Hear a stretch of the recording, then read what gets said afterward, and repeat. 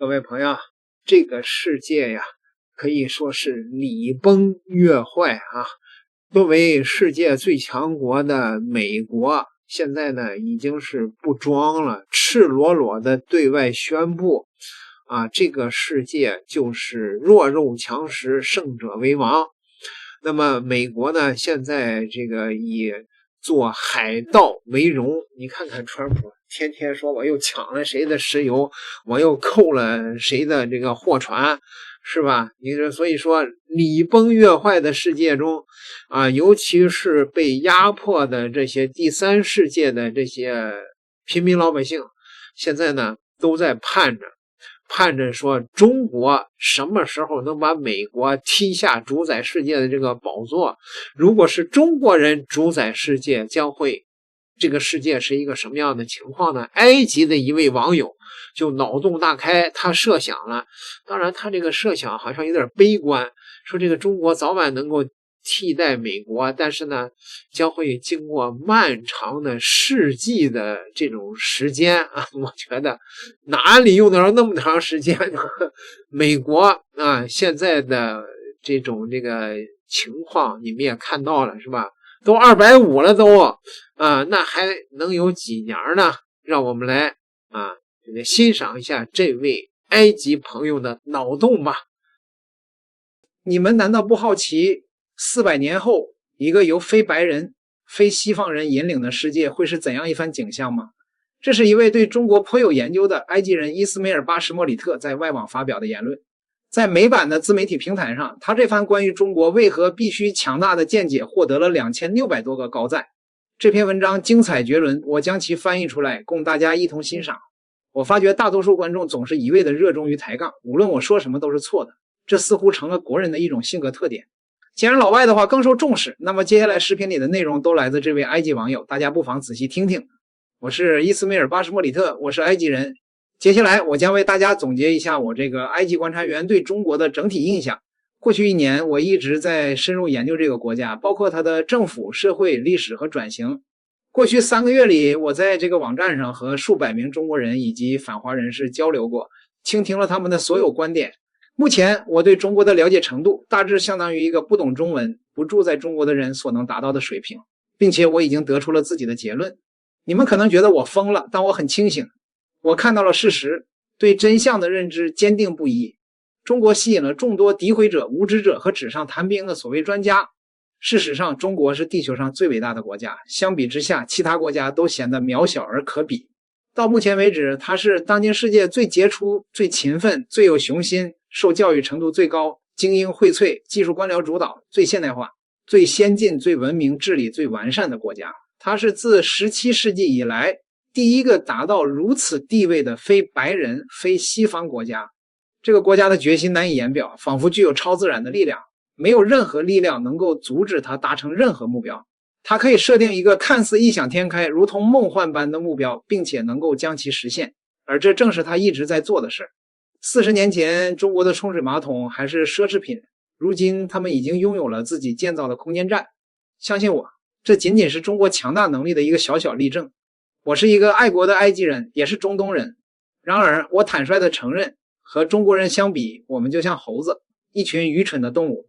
無論我們是誰，埃及人、敘利亞人、巴基斯坦人、印度人、非洲人，甚至是美國人，在中國人面前，我們都顯得可悲。我們做不到他們能做的事兒。一遇到困難，我們就會抱怨、爭吵，然後失敗。自20世紀80年代以來，中國的發展幾乎是一場神性的蛻變。除了中國，從阿拉斯加到新西蘭的整個西方世界都停滯不前。除了中國，從巴西到馬達加斯加的整個發展中世界都進展緩慢。朋友們，中國就像是所有巨型子彈頭列車之母，每天都能創造出新奇驚人的事物。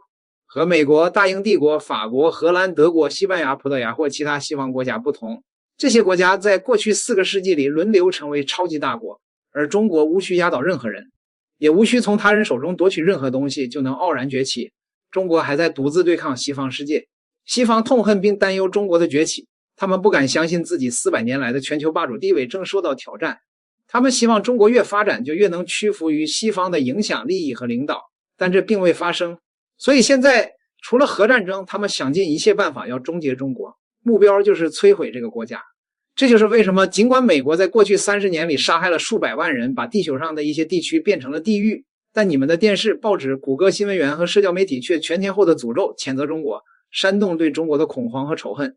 中國是西方世界在這個星球上最害怕的國家，他們想讓你鄙視和恐懼一個從未傷害過你、沒有侵略過任何人、沒有轟炸或制裁過任何人、自1979年以來沒有推翻過任何外國政府或發動過戰爭的國家。你憎恨中國，還祈禱它崩潰，這樣西方就能繼續做自埃尔南科爾特斯和弗朗西斯科皮薩羅時代以來一直在做的事兒：強奸和掠夺，從拉丁美洲到東南亞，還用西方文明和世界領導地位的軟實力及宣傳來掩蓋其血腥的帝國主義行徑。中國是發展中國家中唯一能與西方抗衡的非白人大国。當受到挑戰或威脅時，中國會直視對方的眼睛，堅定地說：不，我不怕你，我會全力以赴，我和你一樣強大。全球南方的其他国家都早已成為西方的傀儡，即便那些最強大的国家也不例外。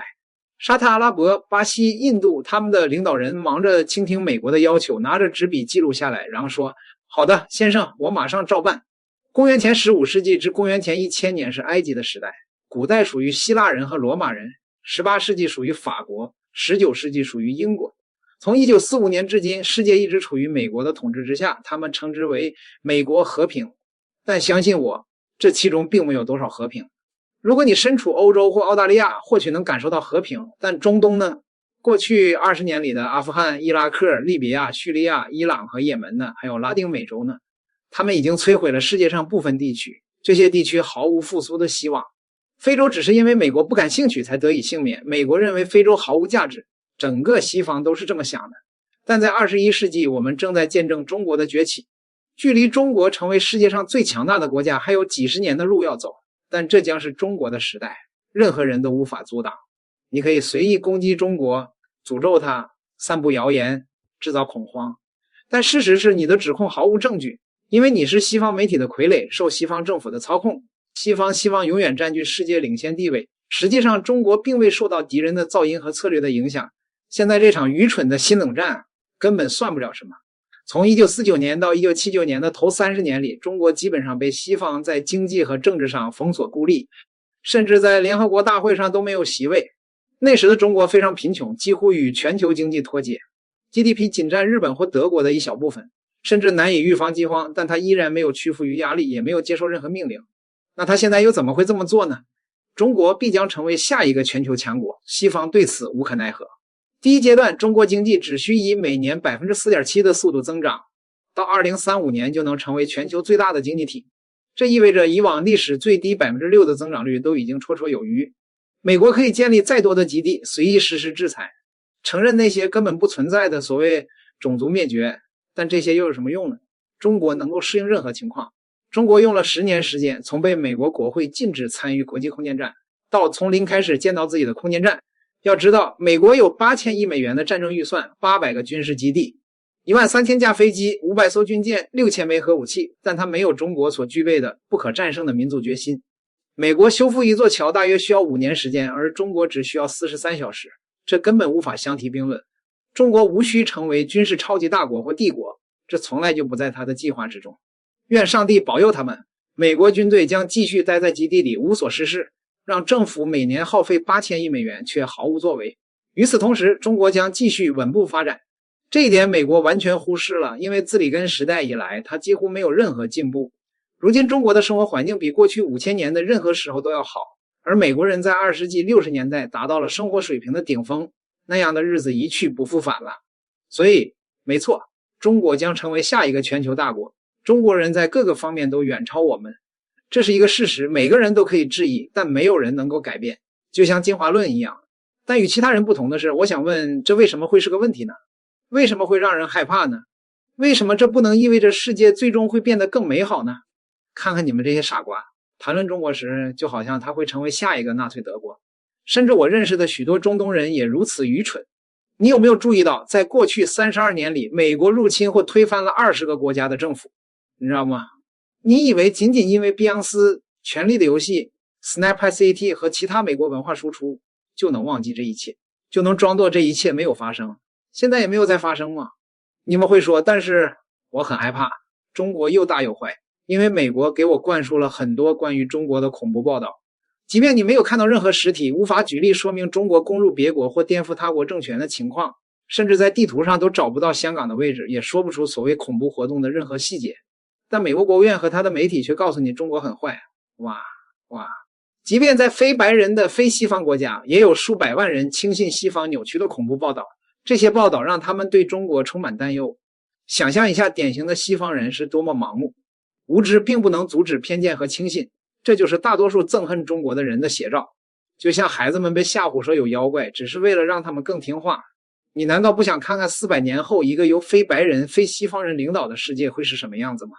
因為天知道那個領袖不会是我们，不会是巴西、非洲、中東、印度、印度尼西亞、尼日利亞或巴基斯坦。我们一团糟，中国曾经也如此。但在我们取得獨立後的幾十年裡，我們依舊混亂不堪，而中國人走出了自己的路，擺脫了混亂，創造了自己的命運。我們和中國人不一樣。如果有一天我們不再聽從命令，不再討好西方的操控者，也許我們會成功，但我並不抱太大希望。無罪推定的概念哪裡去了？美國給你展示了幾十個被摧毀的國家和數百萬具屍體作為其殘忍行徑的證據，你卻視而不見，就因為它反而給你帶來了一些精彩的情景喜劇。而一個你從未客觀了解過的國家，就因為他的對手，也就是你歷史上和現在的壓迫者告訴你的那些話，在你眼中就成了納粹德國，這合理嗎？來吧，讓我們等着看到一具屍體，一次入侵，一場中國的政權更迭行動，然後再對他們感到憤怒和恐慌吧。這不是很瘋狂嗎？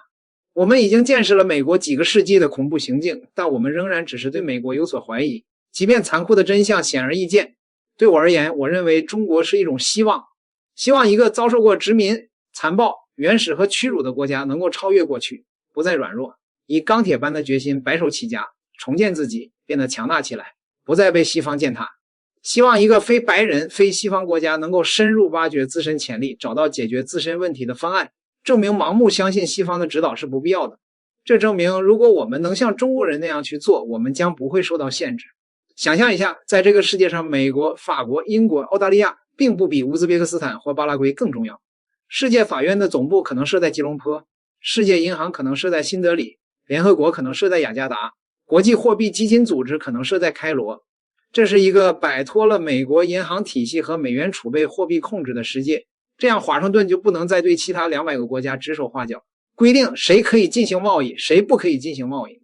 在這個世界上，美國人可以在海牙因戰爭罪受審，而不只是伊拉克人、利比里亞人或塞爾維亞人。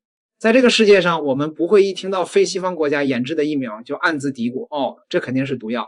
在這個世界上，我們不必移民到那些曾把我們家鄉變成地獄的國家去做銷售員或出租車司機，也不必讓家鄉的人才流失去鞏固西方的財富和霸權以換取豐厚的薪水，而是讓人才去建設自己的國家。當我聽說中國建造了自己的空間站，實現了火星着陸，消除了極端貧困，建造了地球上最大的城市、大壩、望遠鏡、5G 網絡、高速公路、空氣淨化器，或者明天將要發生的任何成就時，我和中國人一樣感到無比自豪。這不僅僅是發生在中國身上，而是發生在我們所有人身上。這是一個開端，必須有一種發展中國家的民族主義。對於所有遭受過殖民和掠奪，至今仍在經濟和政治上受前統治者控制的國家來說，這是一種共同的民族主義，這是一種全球南方的民族主義。